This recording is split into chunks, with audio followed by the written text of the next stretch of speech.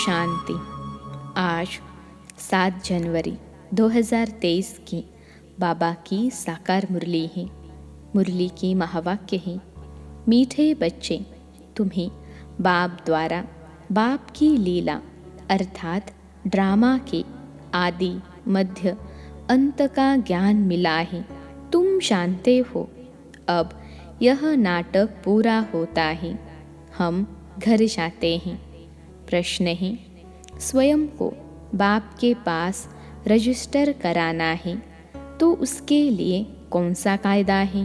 उत्तर है, बाप के पास रजिस्टर होने के लिए पहला बाप पर पूरा पूरा बलि चढ़ना पड़ता, दूसरा अपना सब कुछ भारत को स्वर्ग बनाने की सेवा में सफल करना होता, तीसरा संपूर्ण निर्विकारी बनने का कसम उठाना पड़ता और फिर रहकर भी दिखाना होता।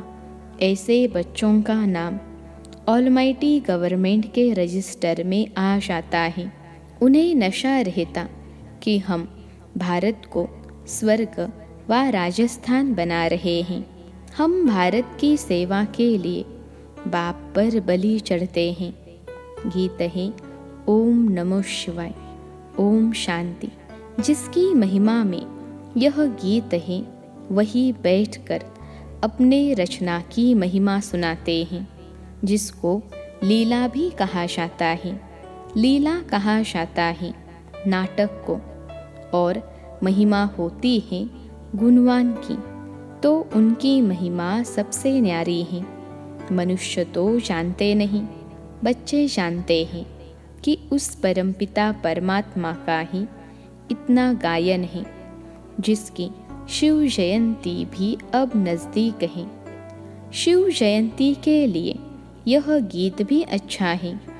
तुम बच्चे उसकी लीला को और उनकी महिमा को जानते हो। बरोबर यह लीला है। इसको नाटक यानी ड्रामा भी कहा जाता है। बाप कहते हैं कि देवताओं से भी मेरी लीला न्यारी है। हर एक की अलग अलग लीला होती है। जैसे गवर्नमेंट में प्रेसिडेंट का, मिनिस्टर का मर्तबा अलग अलग है ना। अगर परमात्मा सर्वव्यापी होता तो सबकी एक एक्ट हो जाती। सर्वव्यापी कहने से ही भूख मरे हैं। कोई भी मनुष्य न बाप को न बाप की अपरम अपार महिमा को जानते हैं। जब तक बाप को न जाने तब तक रचना को भी जान न सके। अभी तुम बच्चों ने रचना को भी जाना है। ब्रह्मांड, सूक्ष्म वतन और मनुष्य सृष्टि का चक्र बुद्धि में फिरता रहता है। यह है लीला अथवा रचना के आदि मध्य अंत की नॉलेज। इस समय दुनिया के मनुष्य ही नास्तिक, कुछ भी नहीं जानते और गपोड़े कितने लगाते हैं। साधु लोग भी कॉन्फ्रेंस आदि करते रहते हैं। विचारों को यह पता ही नहीं कि अब नाटक पूरा होता है। अभी कुछ टच होता है, जबकि नाटक पूरा होने को आया है। अभी सब कहते हैं राम राज्य चाहिए। कृष्ण के राज्य में ऐसे नहीं कहते थे कि नया भारत हो। अभी बहुत दुख है, तो सभी आवाज़ करते हैं कि हे प्रभु, दुख से छुड़ाओ। कलयुग अंत में ज़रूर जास्ती दुख होगा। दिन प्रतिदिन दुख वृद्धि को पाता जाएगा। वह समझते हैं सभी अपना अपना राज्य करने लग पड़ेंगे, परंतु यह विनाश तो होना ही है। यह कोई जानते नहीं। तुम बच्चों को कितना खुशी में रहना चाहिए।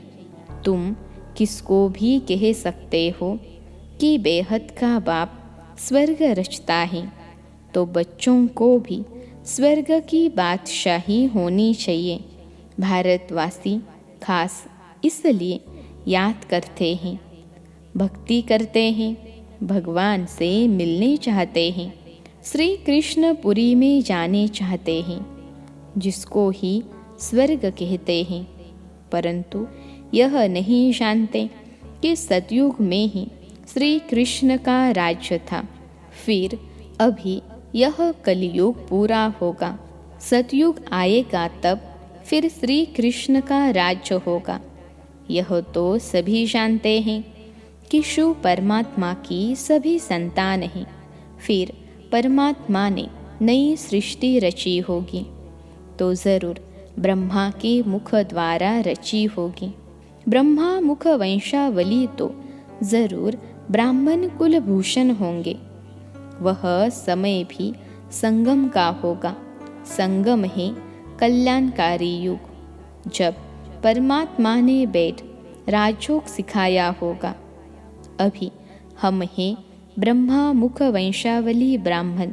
बाकी तुम कहेंगे हम कैसे माने कि ब्रह्मा के तन में परमात्मा आकर राजयोग सिखाते हैं।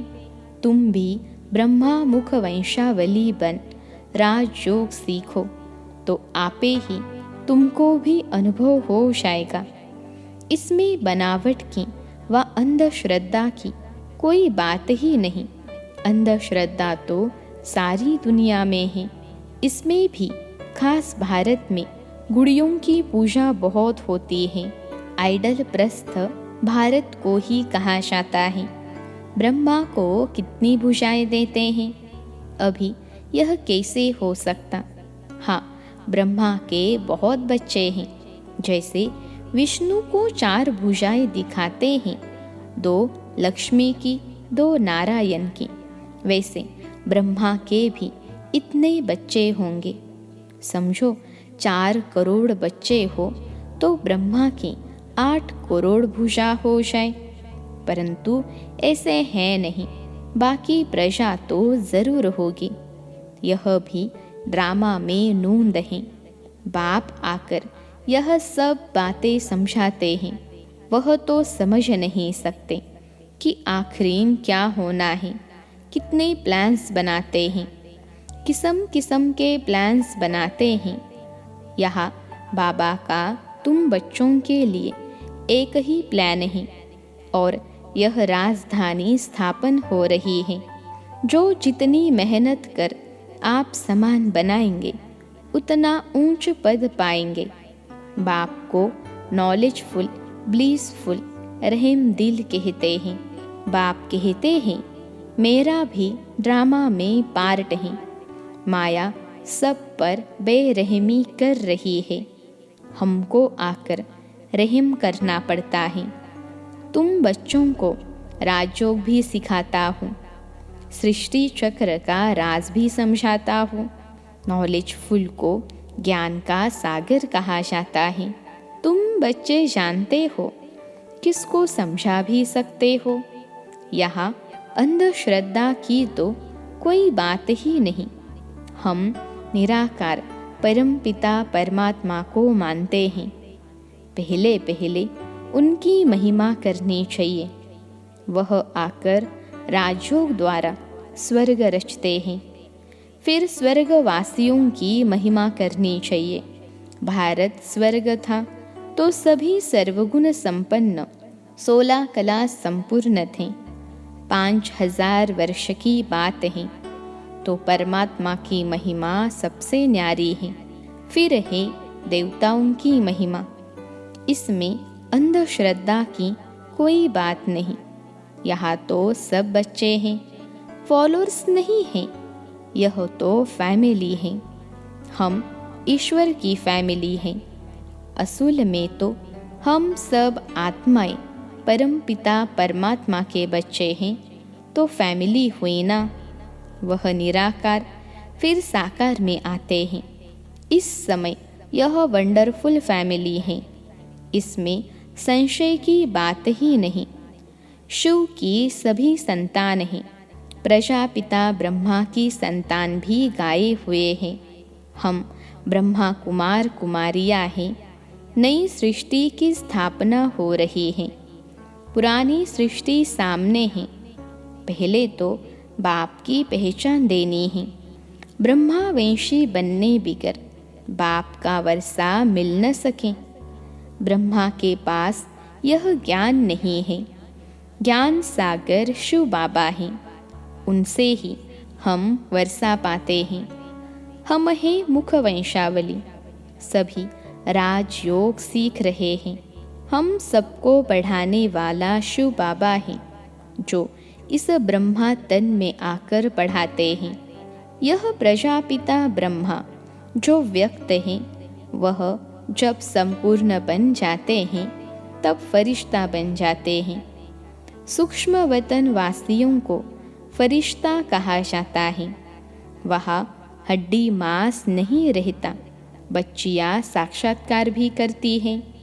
बाप कहते हैं, भक्ति मार्ग में अल्पकाल का सुख भी मेरे द्वारा ही तुमको मिलता है।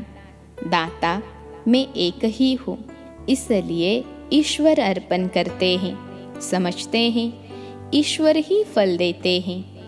साधु संत आदि का कभी नाम नहीं लेते हैं। देने वाला एक बाप है, करके निमित्त कोई द्वारा दिलाते हैं। उनकी महिमा बढ़ाने के लिए वह सब है अल्पकाल का सुख। यह है बेहद का सुख। नए नए बच्चे आते हैं तो समझते हैं जिस मत पर हम थे उनको फिर हम यह नॉलेज समझाएं। इस समय सब माया की मत पर हैं। यहाँ तो तुमको ईश्वरीय मत मिलती है। यह मत आधा कल्प चलती है, क्योंकि सतयुग त्रेता में हम इसकी प्रारब्ध भोगते हैं। वहाँ उल्टी मत होती नहीं, क्योंकि माया ही नहीं है। उल्टी मत तो बाद में ही शुरू होती है। अब बाबा हमको आप समान त्रिकालदर्शी त्रिलोकी नाथ बनाते हैं। ब्रह्मांड का मालिक भी बनाते हैं। फिर सृष्टि के मालिक भी हम बनते हैं। बाप ने बच्चों की महिमा अपने से भी ऊंच की है। सारी सृष्टि में ऐसा बाप कभी देखा जो बच्चों के ऊपर इतनी मेहनत करें और अपने से भी तीखा बनाए। कहते हैं, हम बच्चों को विश्व की बादशाही देता हूँ, मैं नहीं भोगता। बाकी दिव्य दृष्टि की चाबी मैं अपने हाथ में रखता हूँ। भक्ति मार्ग में भी मुझे काम में आती हैं। अब भी ब्रह्मा का साक्षात्कार कराता हूँ कि इस ब्रह्मा के पास जाकर राजयोग सीख भविष्य प्रिंस बनो। यह तो बहुतों को साक्षात्कार होता है। प्रिंस तो सभी ताज सहित होते हैं। बाकी बच्चों को यह पता नहीं पड़ता कि सूर्यवंशी प्रिंस का साक्षात्कार हुआ व चंद्रवंशी प्रिंस का। जो बाप के बच्चे बनते हैं वह प्रिंस प्रिंसेस तो ज़रूर बनेंगे। फिर आगे व पीछे अच्छा पुरुषार्थ होगा तो सूर्यवंशी बनेगा, नहीं तो चंद्रवंशी। तो सिर्फ प्रिंस को देख खुश नहीं होना है। यह सब पुरुषार्थ पर मदार रखते हैं। बाबा तो हर बात क्लियर कर समझाते हैं। इसमें अंधश्रद्धा की बात नहीं है। यह है ईश्वरीय फैमिली।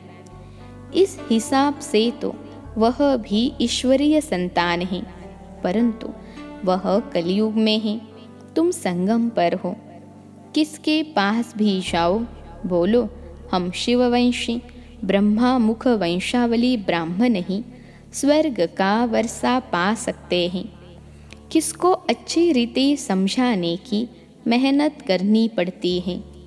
100-50 को समझाए तब उनसे कोई एक निकले।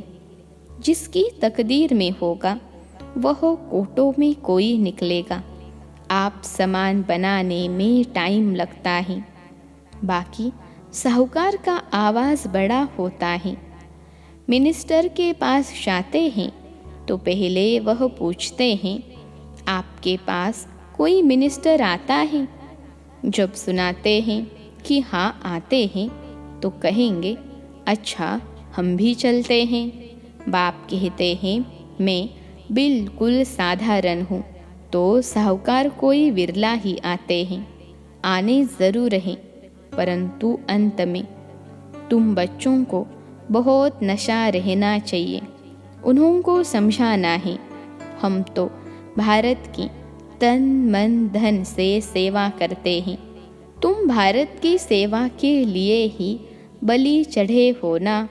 ऐसा फिलैंथ्रोपिस्ट कोई होता नहीं, वह तो पैसे इकट्ठे कर मकान आदि बनाते रहते हैं।